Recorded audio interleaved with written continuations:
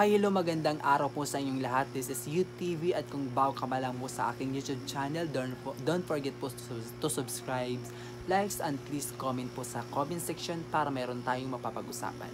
So ngayon, may nakita po akong comment sa isa kong video. Sabi po niya, "Sir, okay lang po ba na hindi ko mabayaran yung nautang kong pera sa Ola na yan?"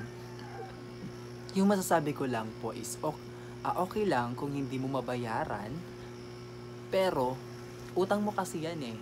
Umutang ka dahil may kailangan kang gawin or bilhin or something like that na gusto mo, need mo talaga yung pera.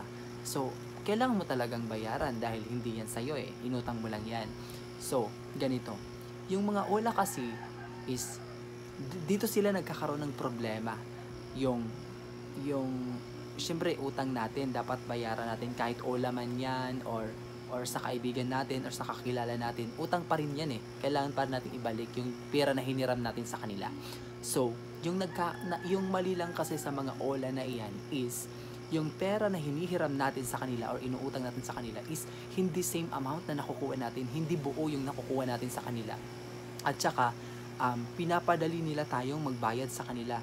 Samantala yung mga advertise na nakikita natin is 1 month, sinasabi nila na low interest, zero interest. Pero kapag nandyan na tayo, sign in na tayo, nakag-login na tayo sa kanilang apps is mali, magkaiba. So dito sila nagkakaroon ng problema. At saka, pwede natin silang isumbong.